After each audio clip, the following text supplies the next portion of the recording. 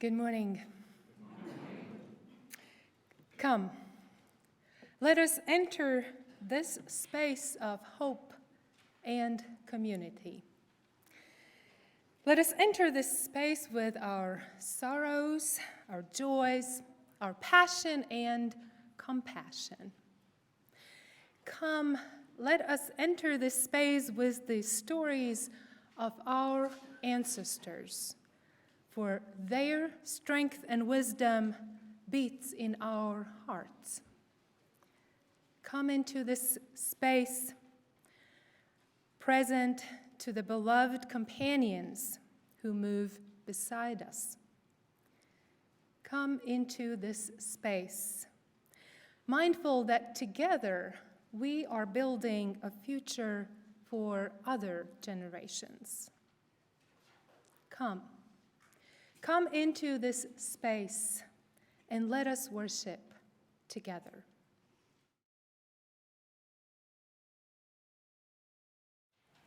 Our first reading comes from poem This Sacred Thread by Heather Janulis. They once dwelled among us, the people of memory. They who knew us, they who taught us, they who heard us, they who loved us. They touched our lives, and they touch our lives time and again, through their presence and their absence, through familiar scents and favorite songs, through old stories and renewed sorrow. As the earth turns and leaves fall, we reach back to renew the bonds between us. With hearts and hands open, we hold on to love, ever stronger than death. We reach back in gratitude and understanding. Without our time together, the pain and the joy, we would never be who we are today. We would have little to pass on ourselves. Without fear, with thanksgiving, and with hope for all that awaits, we remember those who have gone before. We honor the circle of life and death, and our place within this sacred thread. Let us take a moment to pray, meditate, or practice silence, whichever is your spiritual practice. If you feel comfortable, you may close your eyes or just let them rest and breathe with me.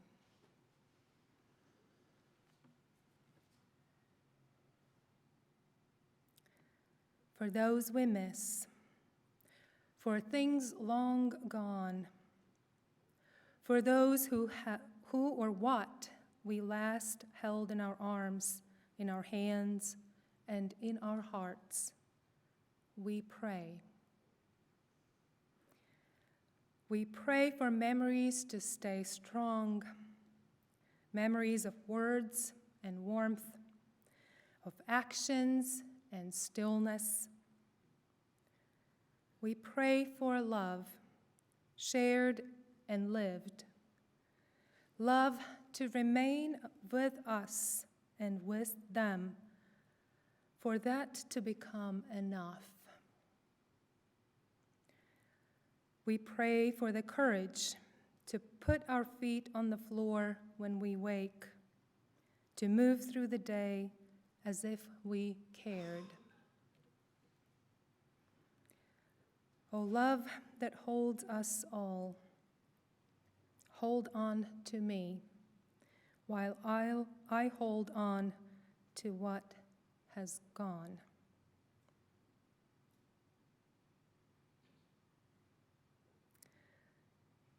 Let us breathe now together and in quiet pray the prayers of our own hearts.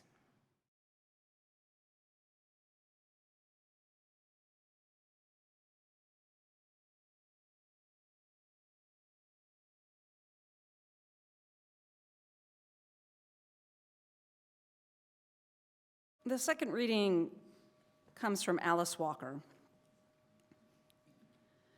To acknowledge our ancestors means we are aware that we did not make ourselves, that the line stretches all the way back, perhaps to God or to gods. We remember them because it is an easy thing to forget that we are not the first to suffer, rebel, fight, love, and die. The grace with which we embrace life in spite of the pain, the sorrow, is always a measure of what has gone before.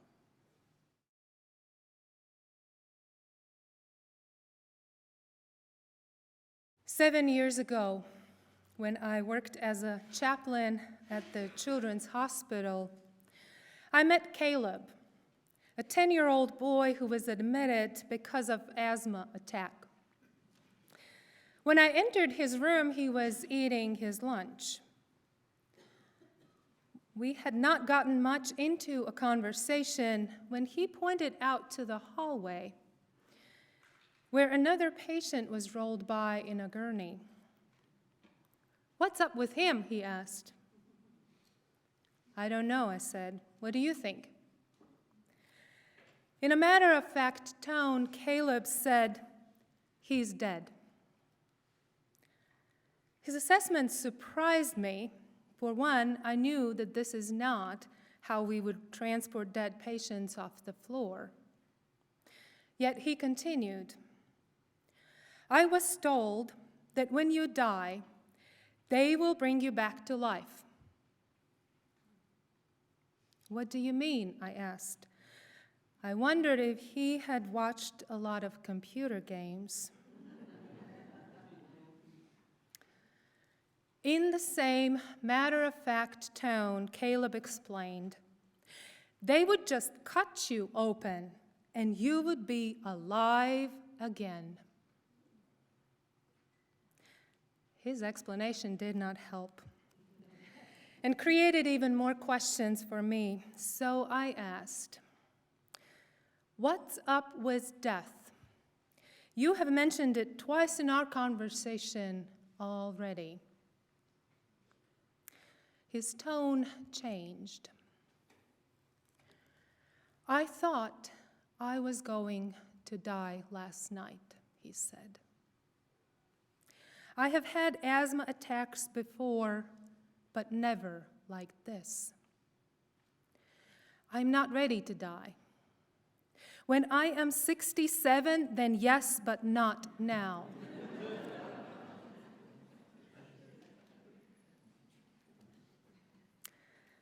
We talked for a while, and then he pulled out stickers and gave me one that said, "Number 1."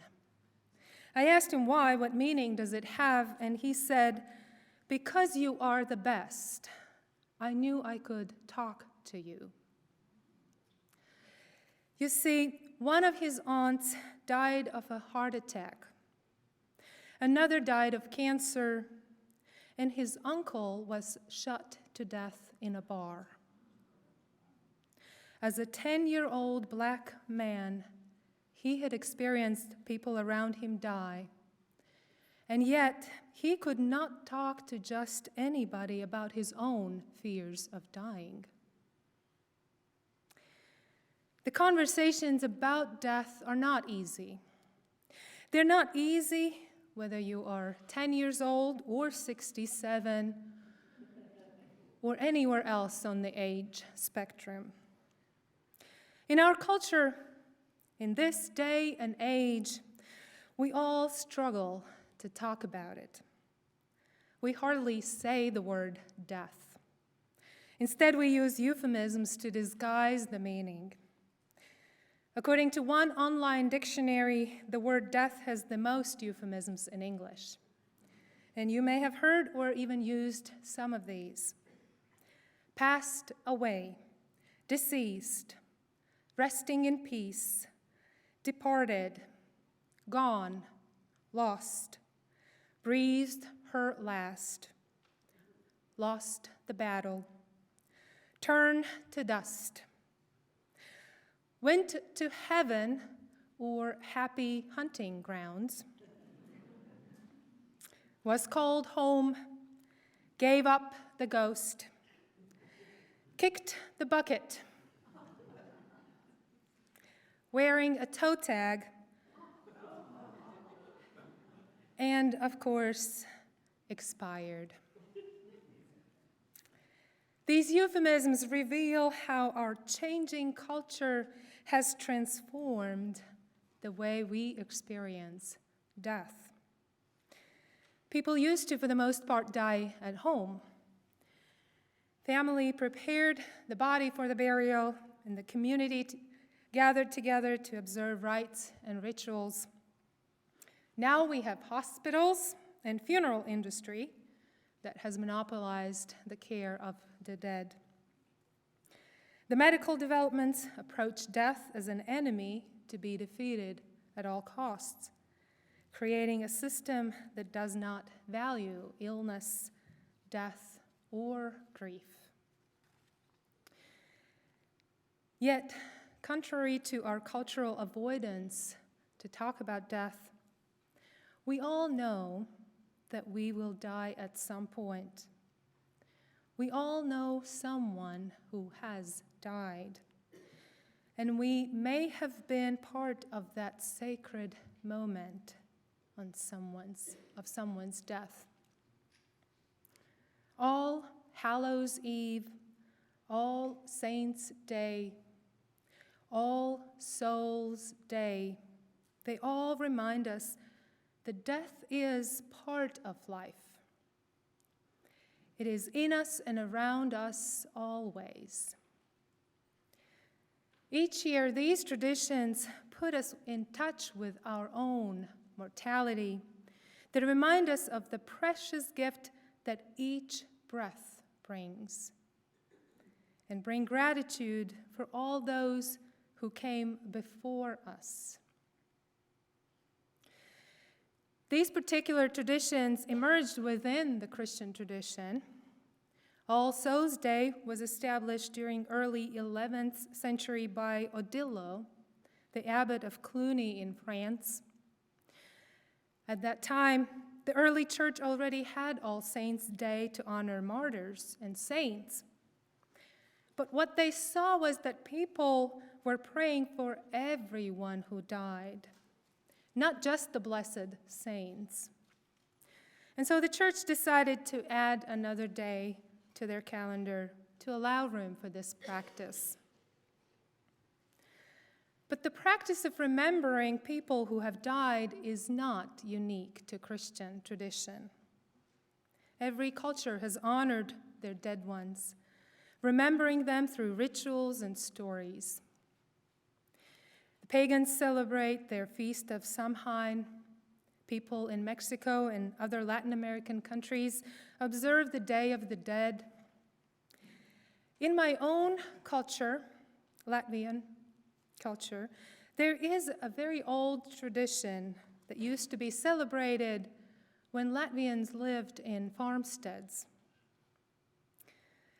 According to Latvian mythology, there is a goddess that receives a person's spirit at death and takes it to her kingdom. After the fall equinox, there is a time period when the gates open and the shadows, or the spirits of the dead, come and visit their farmstead to look over the life of the household and to bring blessings for future life and work. People used to leave doors and windows open so that spirit or souls had it easier to get in. The head of the household prepared a meal for these visitors. They offered what they had.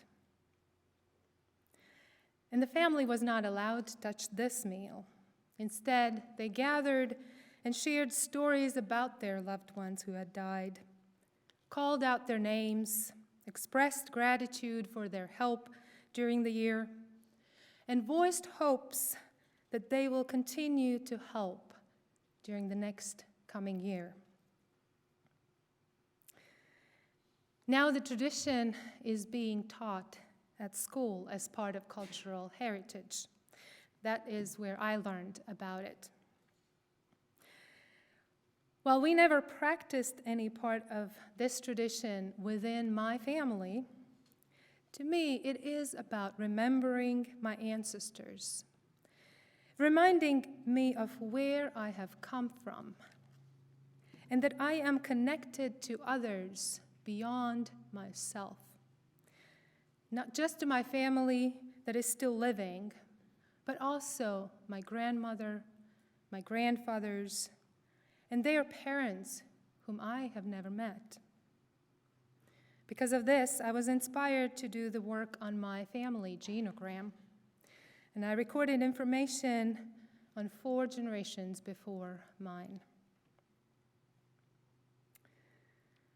As Unitarian Universalists, we hold our religious ancestors in high regard. Many of us have put in a lot of effort to learn our history and to trace our roots to the earliest inclinings of what has become our faith today. So when we think of Unitarianism, we remember a Unitarian minister, William Ellery Channing, and his loving God. Many of us are thankful for Channing's claim to the word Unitarian, but Channing did more than that. He proclaimed in a 19th century sermon these words, "I am a living member of a great family of all souls." He said this at a time when legalized slavery denied the humanity, let alone the soul of millions of our people. Channing was one of several Unitarian ministers in Boston who helped found the Anti-Slavery Society. Reverend Roger Fritz tells us that many in his congregation were so angry with Channing for his sermons against slavery that they refused to talk to him. When they saw him on the street, they would cross to the other side to avoid speaking with him. Channing had no wish to divide his church, but he also felt that he must speak out against injustice. So he insisted, "I am a living member of the great family of all souls, and I cannot improve or suffer myself without diffusing good or evil around me through an ever-enlarging sphere. I belong to this family, and I am bound to it by vital bonds." For him, the connection to humanity is at the core of our being, and our livelihood and well-being is closely tied to the well-being of those around us. Or as we say during service, what affects one affects us all. Inspired by Channing's message, many Unitarian churches took the name All Souls. The Universalists had already done this, but it was because of their belief that in the end, the very end, all souls will be saved. No exceptions, all. You know, this belief was so popular that Universalists at one point were the 6th largest denomination in the United States. While these two meanings of all souls are quite different, we bring them together, and they remind us that as in life, so in death, we are deeply connected to one another. Alice Walker, a writer and contemporary Black humanist, reminds us that acknowledging our ancestors means acknowledging where we have come from. We did not make ourselves. Rather, our very being is connected to those who have been here on earth before us, in a line that possibly stretches all the way to the beginning of time. We celebrated earlier our connection to the loved ones, many of whose photos made it to the altar today. These were people who touched our lives. They knew us, they taught us. Sometimes they may have hurt us, but they loved us. We would not be who we are today if not for the presence and absence of them. With Thanksgiving, we remember our ancestors, near and far, all the way back to the beginning of time. And we acknowledge that we are part of the circle of life and death. We belong to this sacred thread that connects us all. And because of this connection to the past, it matters that we pay attention to how we live in the world today, so that we leave the world a better place. As we leave this place today, the question before us is, how do we want to be remembered? What stories, attributes, strength do we want to be carried forward from our life? What might we want others to continue to learn from us? We are, and we will be in the end, cherished. We have our strength, our stories of survival, of courage, of faith, and of love. We do not know what will happen tomorrow or in the days to come. We can treasure each other's presence and nurture one another's souls. We are part of the circle of life and death. We are connected within this sacred thread. And the people said, Amen.